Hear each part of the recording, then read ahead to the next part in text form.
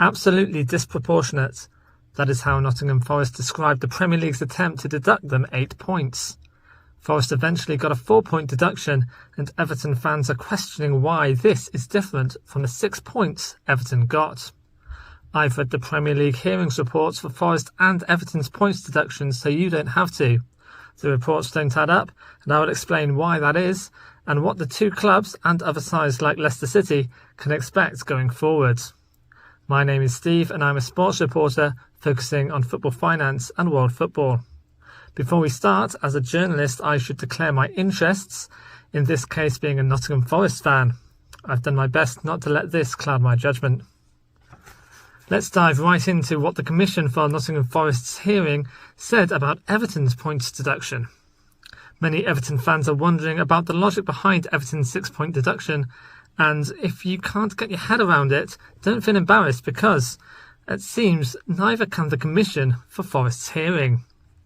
That Commission said, and I quote, "The Commission does not know how the 3 extra points were arrived at by the appeal board for Everton, but some part of those 3 points must relate to the provision of incorrect information." There's 2 key points there. First is that even the Commission, the people who decide what the punishment should be, are not 100% sure about the reasons for previous punishments.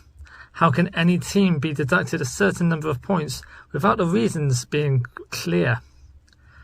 And having read the Everton appeals report, it appears that the 3 points were given as a standard for going over the threshold of £105 million of losses over 3 years.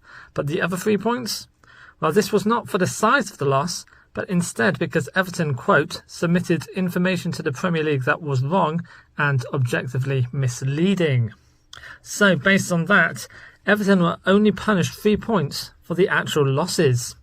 However, and this is kind of a key point here, the Premier League, which at this point had time to read Everton's appeal statement, decided that Everton's 3 points were not, as the Commission implies, for their misleading statements, but instead were for the size of their breach. They said in Everton a further 3 points were added for the £19.5 million breach. So as you can see, the Premier League is applying some different logic, some different answers here than the Commission themselves. And as a result, from the Premier League's logic, they decided Nottingham Forest's breach was bigger than Everton's and needed a bigger punishment. Now, Nottingham Forest's total losses were actually less than Everton's, and in fact were less than the £105 million that most Premier League clubs are allowed. But as Nottingham Forest were in the Championship for 2 of the 3 seasons in question, their allowed losses were actually just £61 million, so they're allowed to spend far less money or have far lower losses than the other Premier League clubs. As a result, the Premier League wanted to deduct Forest 3 points for breaching the rules and then a further 5 points for the size of the breach, bringing the total punishment to 8 points. This comes despite the Everton's Appeals Commission, when considering Everton's original 10-point penalty and the 9-point penalty for clubs going insolvent, saying that the 10-point penalty was internally inconsistent within the framework of the Premier League rules.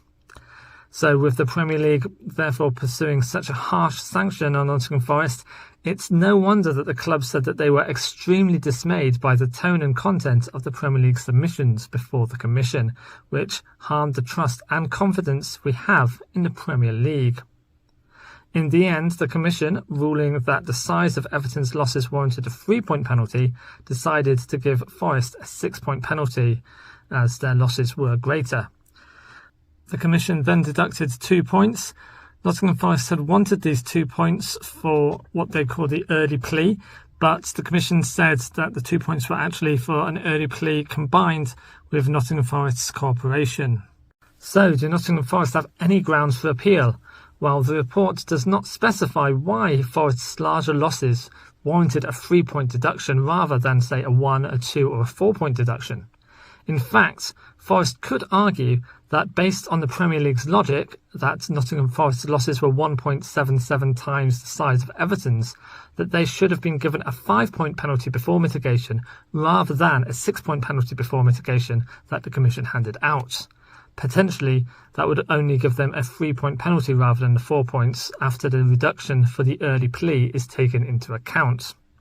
In this regard, the Commission in Nottingham Forest's hearing has made the same mistake as the Commission in the Everton hearing, or the Everton appeal hearing. It hasn't fully explained or justified how exactly it has come across and reached such a verdict. The other reason why both Nottingham Forest and Everton might feel harshly done by is a lack of consideration for mitigating factors.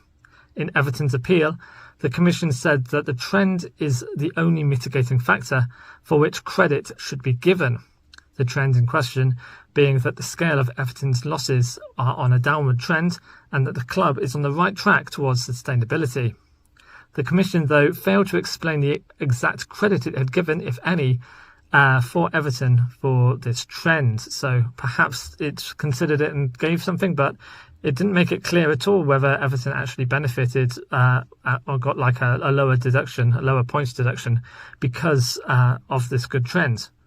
Now, when you consider the fact that Nottingham Forest, by selling Brennan Johnson, brought their losses back under the threshold within just 2 months of the reporting deadline, Nottingham Forest have clearly showed that it's on the right track. And so if the Everton Commission did in fact reduce Everton's punishment based on the downward trend in losses, like it said it would, then the Commission in Forest's case should also do the same for Forest's very clear efforts to get on the right side of the profitability and sustainability rules.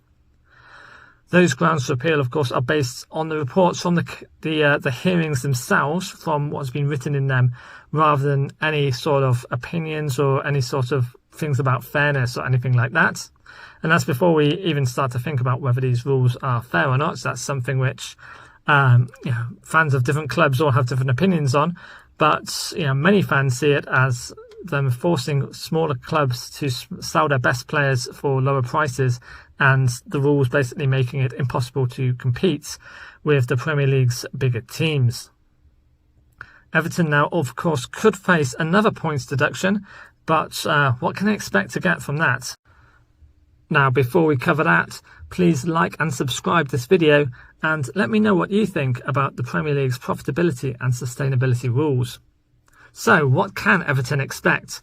Now, let's assume that the next hearing is consistent. I know that's a big ask, but let's consider that it is consistent based on the previous hearings. So, first of all, there's not going to be any consideration for double jeopardy. So, Everton, a lot of fans are saying they don't understand why they should be deducted twice in one season. Well, of course, we all know Everton's points, the first deduction was for last season, and if applied last season would have seen them get relegated. So I can't see the Premier League considering double jeopardy, or the Commission considering that as a thing at all. So for me, it seems they're definitely going to get no reduction at all for that. Second, we can expect Everton's losses in 23-24 to be in the same kind of range as in 22-23, maybe even less than that, judging that they're on the correct trend. And that would result in a 3-point penalty based on what the Everton's appeal panel said. So in this case, it's very likely that Everton did not submit incorrect information this time. So 3 points is likely the most that they would get, unless it turns out they did, but they probably didn't submit any incorrect information. And given that Everton's breach was announced at the same time as Nottingham Forest's breach, they could probably expect a reduction due to an early plea, because it's likely they probably did do an early plea, which would be 1/3 of the points penalty, which in this case would be a 1-point reduction, leaving to Everton getting 2 points deducted overall on top of their 6 points for the first lot. So that's, of course, assuming all the information that is correct, and that the Commission follows the same logic that it did, or a similar logic at least, in Everton's second case and in Nottingham Forest's case. And yeah, it seems the way these commissions have worked, there doesn't seem to be a huge amount of logic, so that's maybe a bit of a leap. Now, of course, if you've been following the news, you'll know that the profitability and sustainability rules could change from this summer, but that's probably going to come too late for any teams that are at risk of breaching the rules for this financial year, or coming up to the end June 30th.